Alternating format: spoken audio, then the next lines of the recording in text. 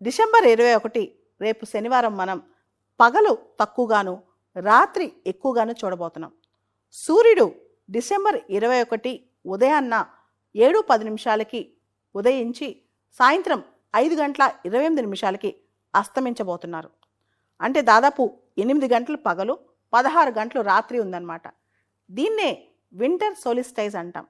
దీనికి కారణం ఏంటో ఒకసారి చూద్దాం. భూమి ఎప్పుడు స్ట్రైట్గా ఉండదు, నిటారుగా ఉండదు, కాస్త టిల్ట్ అయి ఉంటుంది అన్నమాట. దీనికి సంబంధించి భూమి తన చుట్టూ తాను తిరుగుతూ సూర్యుని చుట్టూ తిరుగుతుంటుంది. కానీ ఎప్పుడూ ఎల్లవెల్లా ఒకే రకంగా సూర్యరశ్మి భూమిని తాకదు, సూర్యకాంతి భూమిని తాకదు. దీనివల్లే మనకి కాలాలు సీజన్స్ కూడా వస్తుంటాయి, మారుతుంటాయి అన్నమాట. అయితే రేపు ఏం జరుగుతుంది? ఈ డిసెంబర్ మాసం వచ్చేసరికి భూమి సూర్యుడు కాస్త దూరంగా ఉంటుంది అన్నమాట. సూర్యరశ్మి డైరెక్ట్గా మనం చూస్తే కనుక సదరన్ హెమిస్ఫియర్లో ఎక్కువగా పడుతుంది. ముఖ్యంగా ట్రాపిక్ ఆఫ్ క్యాప్రికాన్ దగ్గర స్ట్రైట్గా నిటారుగా సూర్యరశ్మి వచ్చి డైరెక్ట్గా అక్కడ పడుద్ది అనమాట. ఆస్ట్రేలియా అటువంటి దేశాలు అక్కడ సమ్మర్ సోలస్టైస్ని మనం చూడొచ్చు. అదే నార్థన్ హెమిస్ఫియర్లో సూర్యుడు దూరంగా ఉంటాడు మనకి. ఆ టైంలో సూర్యకిరణాలు నిటారుగా పడవన్నమాట. ఇప్పుడు మనకి వింటర్ సోలస్టైస్ వచ్చింది. అంటే మనకి డిసెంబర్ నెలలో సాధారణంగా పగళ్ళు తక్కువగాను రాత్రుళ్ళు ఎక్కువగాను ఉంటాయన్నమాట. అందువల్లనే ఆస్ట్రేలియా లాంటి దేశాలు మనం గమనిస్తే క్రిస్మస్ అనేది వాళ్ళు సమ్మర్లో చేసుకున్నట్టు భావిస్తారు, అక్కడ ఎండ ఎక్కువ ఉంటుంది కాబట్టి. అదే అమెరికా, యూరోప్ చాలా దేశాల్లో వింటర్లో చేసుకుంటారనమాట. దానికి ప్రధానమైన కారణం ఈ టైంలో ఇక్కడ చల్లగా ఎక్కువ ఉంటుంది అనమాట. డిసెంబర్ 21 అనేది నార్థన్ హెమిస్ఫియర్లో షార్టెస్ట్ డే, సదరన్ హెమిస్ఫియర్లో లాంగెస్ట్ డే. అంటే భూమధ్య రేఖ ఈక్వెటార్ పైనున్న ప్రాంతాల్లోనేమో మనం షార్టెస్ట్ డే చూడొచ్చు.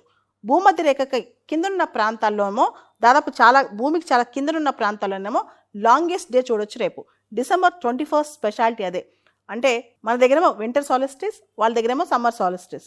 మరీ ముఖ్యంగా సౌత్ పోల్ దగ్గర, దక్షిణ ధ్రువం దగ్గర ఉన్న ప్రాంతాలు చూస్తే కంప్లీట్గా మొత్తం వెలుగే ఉంటుంది అనమాట. మొత్తం డేనే ఎక్స్పీరియన్స్ చేయొచ్చు. కానీ కంప్లీట్గా సదరన్ పోల్ దగ్గర మనకి ఎక్కువ కాంటినెంట్స్, పీపుల్ లేరు. అంటార్క్టికా లాంటి దగ్గర కనిపిస్తుంది కానీ అక్కడ జనం ఉండరు కదా. డిసెంబర్ 21 నుంచి సూర్యుడు ట్రాపిక్ ఆఫ్ క్యాప్రికాన్ నుంచి నెమ్మదిగా పైకి వస్తుంటాడు. మార్చి నెల నాటికి ఎగ్జాక్ట్గా ఈక్వెటార్ దగ్గరకు వస్తాడు. దాన్నే ఈక్వినాక్స్ అంటాం. తర్వాత సూర్యుడు ఈక్వెటార్ నుంచి నార్త్ వైపు వెళ్తాడు, ఉత్తరం వైపు వెళ్తాడనమాట.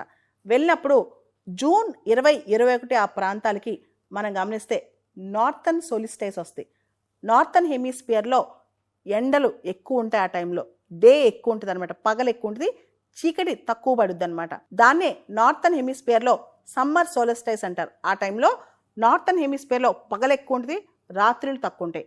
అదే టైంలో సదరన్ హెమిస్ఫియర్లో పగలు తక్కువ ఉంటుంది, రాత్రులు ఎక్కువ ఉంటాయి అనమాట. ఇక్కడ సదరన్ హెమిస్ఫియర్లో వింటర్ సోలిస్టైస్ వస్తే అక్కడ నార్త్లో సమ్మర్ సోలిస్టైస్ వస్తుంది అనమాట జూన్ 21కి. ఆ తర్వాత జూన్ మాసం నుంచి సూర్యుడు నెమ్మదిగా ట్రాపిక్ ఆఫ్ క్యాన్సర్ నుంచి కిందకొస్తూ సెప్టెంబర్ నాటికి మళ్ళా భూమధ్య రేఖ దగ్గరికి వస్తాడు. అంటే అది కరెక్ట్గా మళ్ళా ఈక్వినాక్స్ అనమాట. అంటే మొత్తం ఈక్వినాక్స్ సూర్యుడు భూమధ్య రేఖ దగ్గరికి సంవత్సరంలో 2 సార్లు వస్తాడు. ఒకటి మార్చిలో, 2 సెప్టెంబర్లో.